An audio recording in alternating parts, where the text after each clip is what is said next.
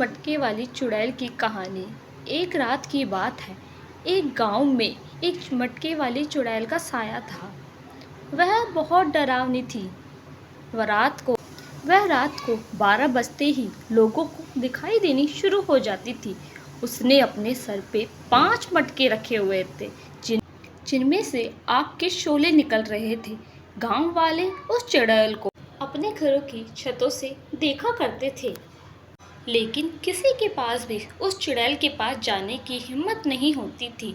अजी सुनिए, ये चुड़ैल रोज रात को 5 मटके लेकर क्यों घूमती है? पता नहीं, मुझे क्यों आभास हो रहा है कि गांव में कुछ गलत होने वाला है। फिर अगली सुबह, अरे भाई श्यामलाल, ये क्या हो रहा है? इस साल भी बारिश का कोई नामो निशान ही नहीं है। मुझे तो लगता है इस साल भी सूखा ही पड़ेगा। क्या करें हम? ये सब क्या हो रहा है आखिर हमारे साथ? अरे भाई, ये सब उस 5 मटके वाली चुड़ैल के कारण हो रहा है। कल रात को भी मैंने और मेरी पत्नी ने उसे 5 मटके लिए रात में घूमते हुए देखा था। वह बहुत डरावनी लग रही थी। हाँ भाई, ये सब उसी के कारण हुआ है। हाँ भाई, तुम सही कह रहे हो। पता नहीं उस चुड़ैल से हमें कब मुक्ति मिलेगी और ये चाहती क्या है आखिर हम सबसे। चलो भाई, अब ज़्यादा वक्त ज़ाया ना करते हुए सेठ के यहाँ चलते हैं, वरना वहाँ पानी की बहुत लंबी लाइन लग जाएगी। हाँ भाई, तुम ठीक कहते हो। इस सेठ ने तो हमारी नाक में दम कर रखा है।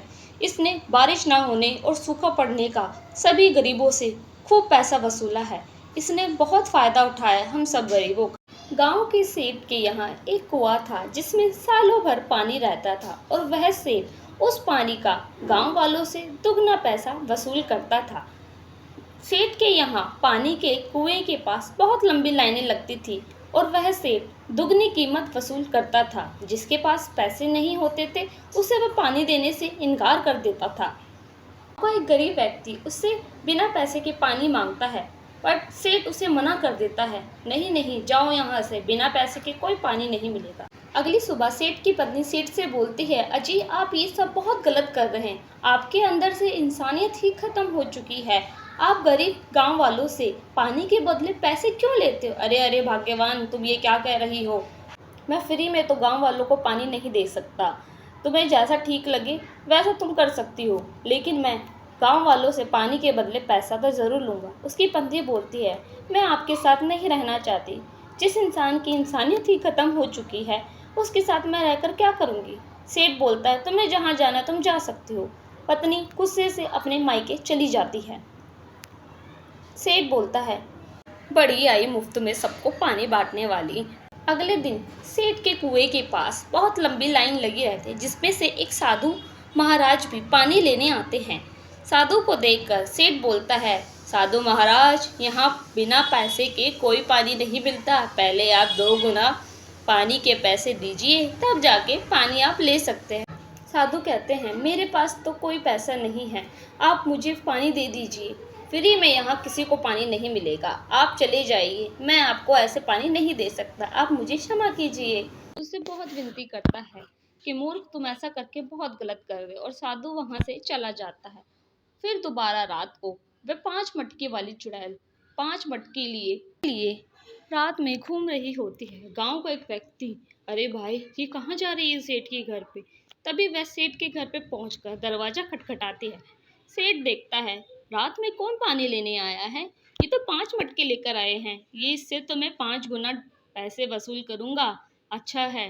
वह खिड़की में से देखता है तो 5 मटके वाली चुड़ैल को देखकर डर जाता है। अरे भगवान, ये क्या? ये तो 5 मटके वाली चुड़ैल है। ये रात में मेरे साथ क्या करने आई है? अगर मैंने इसको पानी नहीं दिया तो ये मुझे मार डालेगी। क्या करूं मैं? मुझे बहुत डर लग रहा है। अब मैं क्या करूं? ये ज़रूर मुझे मारने आई है। ये 5 मटके वाली चुड़ैल की कहानी, गांव वाले सही कहते थे। ये 5 मटके वाली चुड़ैल, ये तो मुझे मार ही डालेगी। चुड़ैल घर के बाहर खड़ी होकर देखती रहती है, पर सेठ दरवाजा नहीं खोलता। तभी चुड़ैल अपने सर पे रखे 5 मटकों में से एक मटका सेठ के दरवाजे के पास छोड़कर चली जाती है। सेठ वह मटका देखकर बाहर जाता है। ये चुड़ैल, अगर इसको मैंने पानी नहीं दिया तो ये मुझे कल फिर आकर मार डालेगी। मैं इसके इस मटके में पानी भर देता हूँ। उस मटके में से आग के शोले दहक रहे होते हैं। सेठ उसे देखकर बहुत डर जाता है और सोचता है, हाँ ये कल फिर आएगी। मुझे लगता है ये मटका इसलिए ही छोड़ के गई है ताकि मैं इसको अपने कुएं का पानी दे सकूं। सेठ कुएं में से पानी लाकर उस मटके में डालता है, पर मटके में पानी जाकर उसके आग के शोले और जोरों शोरों से दहकने लगते हैं। सेठ ये देखकर डर जाता है, मेरे पानी डालने के बावजूद भी इसकी आग नहीं बुझ रही है और ये मटका पानी से भर भी नहीं रहा है। अब मैं क्या करूं? सेठ अगली सुबह भागते भागते साधु बाबा के पास जाता है। साधु बाबा की कुटिया में पहुंचकर साधु बाबा को उसके साथ हुई रात की सारी घटना बताता है कि किस तरह से वह चुड़ैल उसके घर के पास आग से दहकता हुआ एक मटका छोड़ गई है और उसमें पानी डालने के बावजूद भी वो मटका पानी से भर नहीं रहा है और उसमें आग के गोले दहक रहे हैं। अब मैं इसका क्या करूं? साधु बाबा, आप ही कुछ बताइए। मैंने आपके साथ जो किया उसके लिए मैं आपसे क्षमा चाहता हूँ। मैंने आपको पानी नहीं दिया बिना पैसे के, पर मुझे क्षमा कर दीजिए। लेकिन इस समस्या का कोई समाधान आप ही बताइए, मेरी मदद कीजिए। तभी साधु बोलते हैं, मूर्ख, तुमने अपने लालच की सारी हदें पार कर दी है। तुमने अपनी इंसानियत को ही खत्म कर दिया है। वह चुड़ैल तुम्हें अपना सरदार बनाना चाहती है। अब मैं इसमें तुम्हारी कोई मदद नहीं कर सकता। वह तुम्हें अपने साथ ले जाकर ही मानेगी, क्योंकि तुमने सारी हदें अब पार ही कर चुके हो। अब तुम यहाँ से चले जाओ, क्योंकि मैं इसमें तुम्हारी कोई मदद नहीं कर सकता हूँ। साधु बाबा, आप ऐसा मत कीजिए, अब मेरी कोई तो मदद कीजिए। मैं अब ये सारी चीज़ें छोड़ दूंगा, लेकिन मैं उस चुड़ैल का सरदार नहीं बनना चाहता। जाओ मूर्ख, मैं अब तुम्हारी कोई मदद नहीं कर सकता। सेठ ये सब सुन के बहुत दुखी होकर वहाँ से चला जाता है। अगली रात सेठ अपने घर पर साधु बाबा की सारी बातें याद कर रहा होता है कि हाँ, मैंने बहुत गलत किया है, लेकिन अब मैं अपनी गलती कैसे सुधारूं? वह चुड़ैल तो मुझे मार ही डालेगी। मुझे उसका सरदार नहीं बनना है। मैं क्या करूं भगवान? उसी रात वह चुड़ैल दोबारा अपने सर पे 4 मटके लिए हुए सेठ के घर जाती है। गांव वाले देखते हैं इसके सर पे 5 मटके थे, एक मटका ये कहाँ चला गए?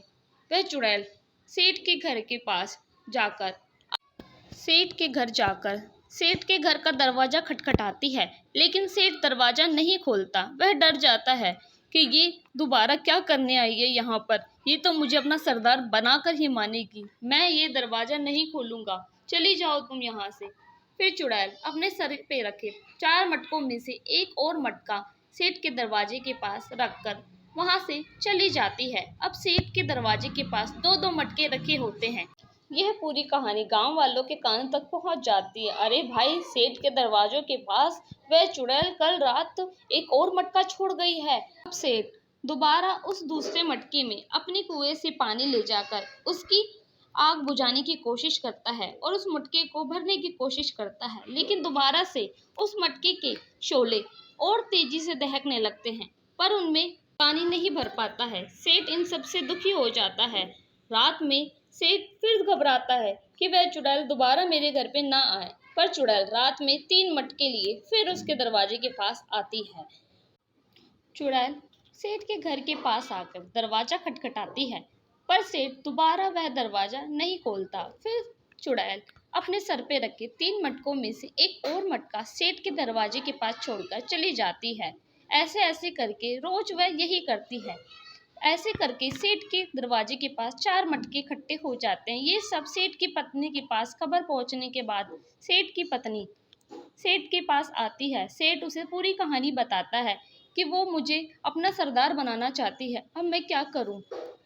तुम ही कुछ बताओ, मैं उसका सरदार नहीं बनना चाहता। सेठ की पत्नी बोलती है, आपने अपने अंदर की इंसानियत को ही खत्म कर दिया था। आप अपनी गलती सुधारिए। सेठ अपनी पत्नी की बातों से सहमत होता है और बोलता है, हाँ तुम ठीक कह रही हो। वह गांव वालों से वसूले गए सारे पैसे गांव के सरपंच के पास लेकर जाता है और बोलता है, सरपंच जी, ये पैसे मैंने गांव वालों से वसूले हैं, आप ये सब समाज सेवा में लगा दीजिए। मुझे अपनी गलती का बहुत पछतावा है, आप मेरी थोड़ी सी मदद कर दीजिए।